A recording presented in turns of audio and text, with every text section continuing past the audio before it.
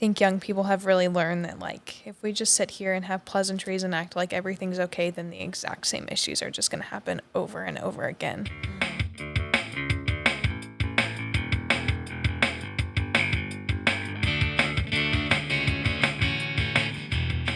Welcome to She Leads, a podcast about leadership, faith, and relationships from a woman's perspective.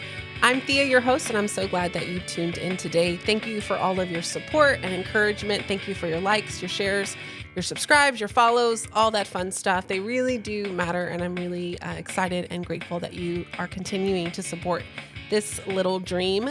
Each week I invite you into the conversation, and today I wanted to read a comment from Karen. This is regarding our When Leaders Fail episode with Gina Summers.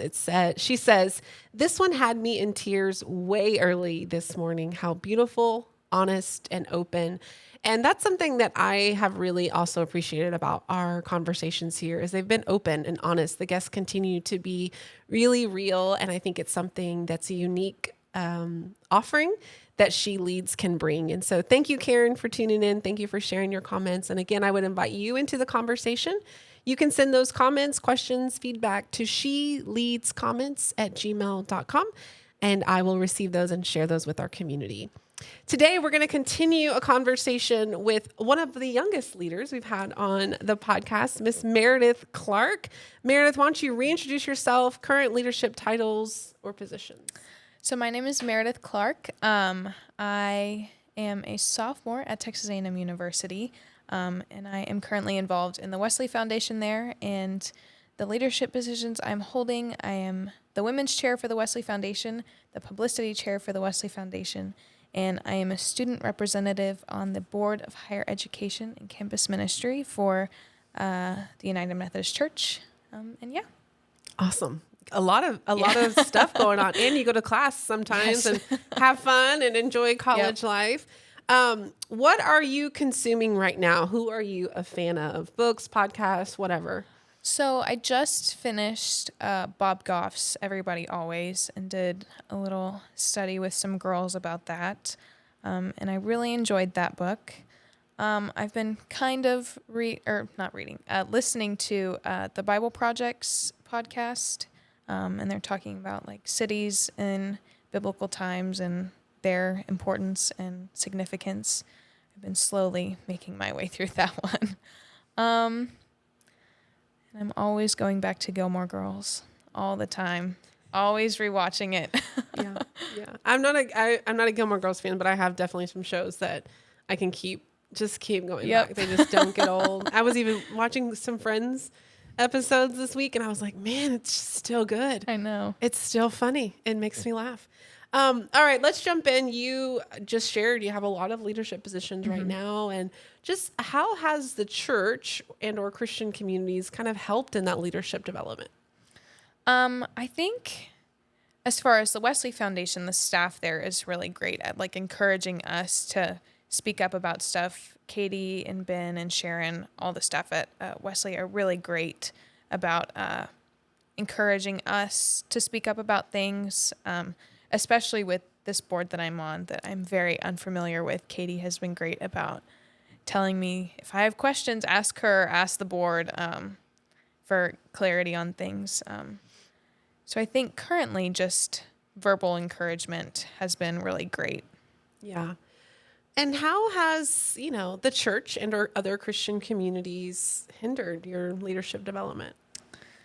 I think sometimes in the church, people will ask for your opinion on things and then won't use it at all or won't recognize it at all.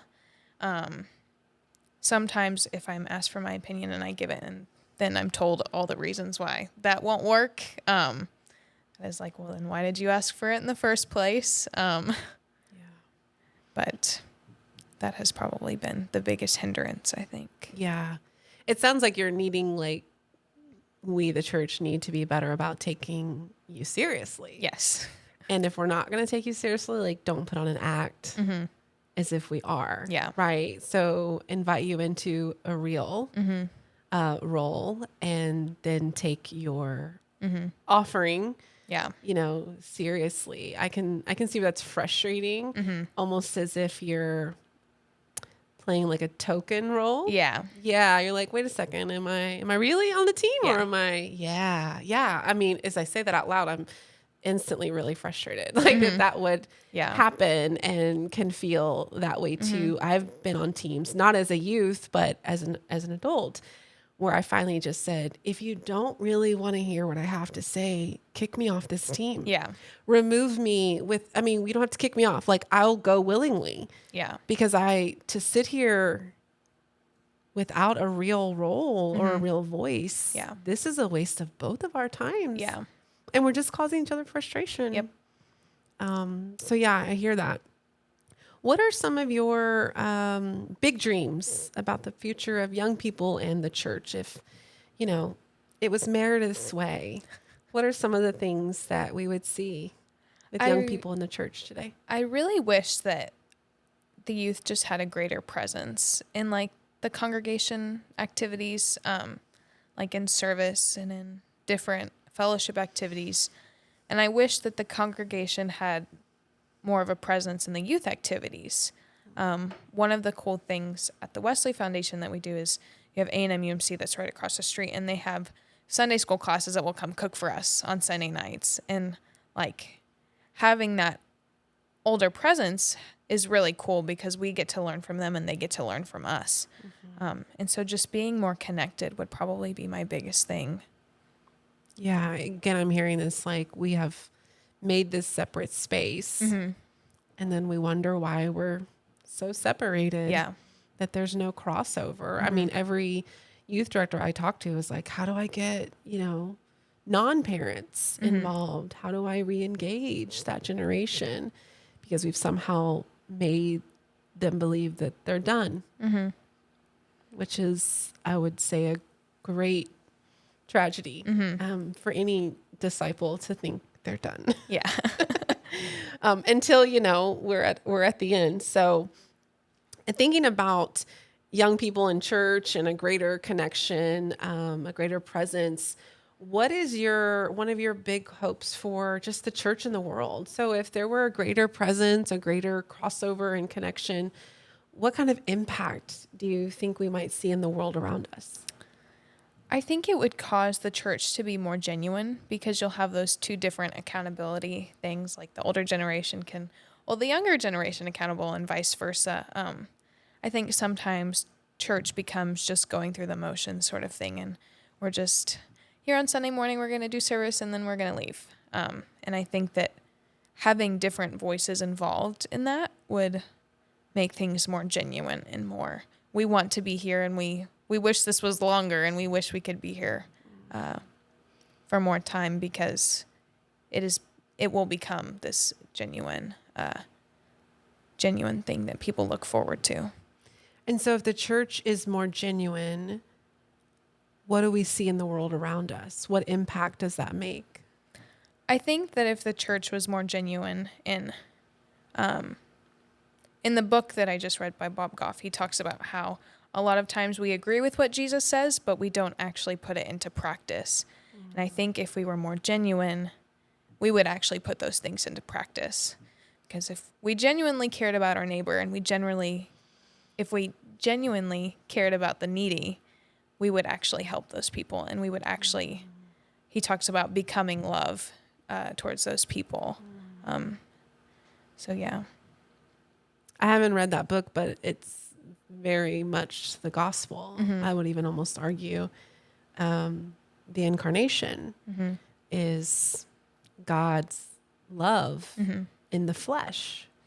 And you see this in Jesus's life, that he is love to so many people. Right.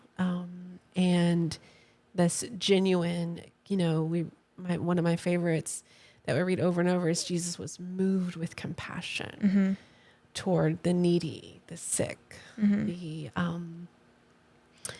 hungry, and this willingness to be really present. Skin, bones, blood, sweat, and all. Not just in his own self, but also with the other. How he touches the leper. He moves toward the outsiders and the outliers, that he really I mean, is this genuine love just right here Yeah. in it? And I would argue that I think that's kind of what he was trying to teach us. I mean, let's fast forward to John when he washes their feet Yeah. and then says, do this to one another. This is how they will know Yeah. who I am, is if you love one another. This genuine love. Right. And I mean, I always wonder if we were willing to do that, maybe we wouldn't see a change in our numbers on Sunday morning. I think we'd see a change in our neighborhoods. Yeah, definitely. I think we'd see a change in our schools. Yeah. And our communities. And isn't that it? Yeah. Isn't that what we're really called to do, is be that change that we're looking for in the world? That's moving. That's exciting for me. What new opportunities for young leadership would you like to see? What new things would you, again, hope and dream that the church, faithful communities would offer, would allow, would welcome young people to step into? I think that having just student representation all around the church is really great on because we have executive council, and if we could introduce some sort of youth rep on that, so that their voice can be heard, and just having, I think, a bigger presence on Sunday morning, like having youth host, having youth participate in the music aspect of the service or be ushers, is really influential for students to see that they can be a part of what goes on Sunday morning and not just the adults. And how do we make that happen? Let's get tactical. I think presenting it to the kids. I mean, if you came in on Sunday morning to the youth Sunday school and was like, we want your voice heard, we want you to have an influence on our church, and giving them some sort of way to reach out to the staff about that opportunity would be a really great way. I love that. You're like, basically just ask. It's not so hard. That's really funny. Oh, so when we talked about some of those obstacles and barriers that you faced, what are some ways that we could kind of battle those? And maybe let's just say I'm 100% on board. How do we lead, the whole church? The church is bigger than a pastor. It's bigger than a staff. It's bigger than a few. It's a mini. It's a powerful, mighty force. And so how do we remove those obstacles and beyond, just one local church and one local community? How do we really start to create those spaces and new opportunities for young leaders? I really think that if we just are more genuine with each other, then they'll just come naturally, because I feel like if we have genuine relationships with the people that we're working with, we're comfortable saying, hey, this made me feel this way, and having where conflict actually leads to resolution instead of just animosity between people in the church, and just being genuine, because that's what people want. They don't want a fake relationship. They want you to actually care and not just say that you do. Yeah.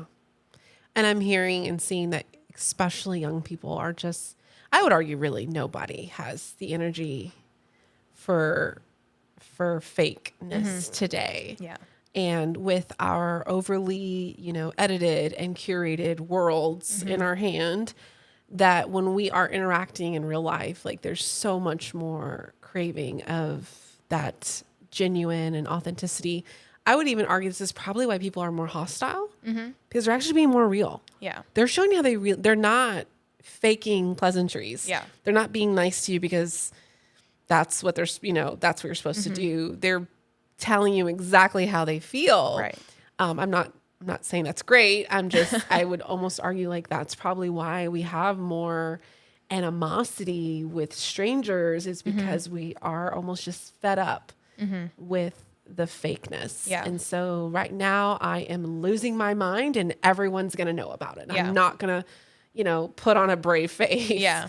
But especially in our, and I wouldn't just say in our faith communities, but when we're talking about young leaders, and again, you mentioned this is the future. This is where we're going. These are the folks who I would argue are our best chance for reaching the generations to come. Is that how do we create spaces that are more authentic and more real, and allow this authenticity, even not allow, encourage, invite, welcome, support this authenticity, even if it does come with questions, even if it comes with critique. How do we do that so that anybody, young, older, the lost, would be willing to be, learn that they have already been found. Yeah. If we're being more authentic and genuine, and quit hiding. It's kind of a theme that's come up a few times in this space of how do we just be more authentic? And I'm almost intrigued that it's women who are often well known for putting on appearances, yet are willing to say this out loud. We have got to get more honest. Yeah. We have got to get more real. And probably earlier than later, so that we're not flipping out on the airplane. That we're having these honest conversations earlier in the game, so that we have a real chance at some authentic connection. Right. Too. And again, with young people, they're just not gonna buy it. They're just not gonna waste time with it. Yeah. I think young people have really learned that, like, if we just sit here and have pleasantries and act like everything's okay, then the exact same issues are just going to happen over and over again. Like, if we don't actually talk about why this person did this, what were their struggles, what led to these actions that were frustrating, they're just going to happen over and over again. As you say that, I just can't help but be thinking that some of young people seem to be the victims of some of the most heinous situations of where maybe something real wasn't dealt with early on. Yeah. And so this, feeling compelled to say, we have got to do something different. And I just can't shake either this idea that, every new generation is going to look at the one before them and say, I can do it better. Yeah. I can, which is good. Yeah. This is called evolution. This is called growth. This is important, right? 100%. I look at my mother and father's generation and think, oh no, I got a way better plan. Yeah. And so I should feel honored that there's a generation coming after me that says, Yeah. you did some good stuff, but we can make it better. Yeah. We can improve. We can continue. And I think there's definitely a hope for me that I would be willing to live intergenerationally as well. And notice the good and maybe the room for growth on both sides, but to kind of hold that space. And I wonder if our faith communities could be more like that too. Maybe so many wouldn't be so close to closing. And so how are we going to really welcome in and raise a generation of faith and set them free, and just have to at one point just say they're going to do it different. Yeah. Hopefully for the better. Yeah. Probably learn some stuff along the way. What would be your one piece of advice for current church leaders to welcome in young people, to make space for them in the kingdom? I think letting them lead, even because I know it's scary to let unexperienced people lead, but that's how they get better. And knowing that you letting them lead is allowing them to grow so that they can be in the position that you're in. And not being afraid to pick some things up along the way whenever young leaders mess up, because they are going to, because they just don't they don't know how to yet, and letting them grow and letting them take those risks and those chances so that they can become better leaders. Because you don't become a leader by watching other people lead. You become one by being one. Man, I don't need you to say that one again. That was good. Say that last line one more time. Oh, I forgot what it was. Oh, you don't become a leader by watching other people lead. You become one by being one. Yeah, I love that. I love that. And, you know, as you said, well, I know it can be scary to let young people lead, and they're probably going to drop a few things and mess up. Fun fact, millennials and older, they drop the thing too. Yeah. They don't do what they said they're going to do. They give up halfway. They make mistakes as well. So this idea that, oh, if I let a young person do it, there's going to be a flaw. Yeah. Yeah. If I let anybody else do it, yeah. if I do it, there's going to be a flaw. Yeah. Like this reality that it's not special to young people, that they're going to mess up or possibly bail on you. Mm-hmm. I've got a ton of stories of people well over the age of 20 who have bailed and dropped the ball, or just given up halfway, or said, I can't do it, or messed up and needed coaching. I mean, that's just a part of it too. Mm-hmm. You know, I often just say that your leaders have to be building leaders. Mm-hmm. Like that's a part of it. And that's a really good sign of a leader, is how many leaders are you producing? How many are you building really to replace you, to go off and do this thing somewhere else in another capacity. And so why would you like cut out this whole generation until when? You know, at what age would you say that they're ready, when, you know, there's no magic number? Yeah. I'm even, you know, maybe fighting a little. I'm like, all right, 6-year-olds, what do you think? You know, and they're like, this one little boy, I asked him 2 months ago, what would make church better? Just if you could add anything, if you could have your biggest dream. And he was like, I'm going to have to think about it, which is a good answer, you know. 2 months, a week ago, he came to me and goes, I'm still thinking. I said, yeah. He goes, what was I supposed to be thinking about? I said, how can church be better? Yes, I'm still thinking about how church can be better. I said, okay, buddy, well, whenever you got some ideas, I'm ready, you know. But maybe he forgot what he was supposed to be thinking about, but he remembered he was supposed to be thinking. Yeah. And I would argue he remembered. I asked him what he thought. And what does that tell him about his role and his participation? Yeah, this has been great. Thank you so much for your thoughts and your input. If people want to connect with you, how can they find you? I'm on social media. I'm on Instagram and all the things. And like I said, I'm involved in the Wesley Foundation. And so we have worship every Sunday night, and it's live streamed on our YouTube. So if you want to see us jam out up there and praise the Lord, you can find that on YouTube. And yeah. Yeah, and we didn't even talk. You have an amazing voice. Oh, thank you. I heard you just practicing last Sunday. It was amazing. So check her out. Thank you once again for tuning in. As always, I would love to have you join the conversation. Send your comments, your feedback, your ideas on how we increase our reach to young leaders and make space for them in the church and beyond. You can send those to sheleadscomments@gmail.com.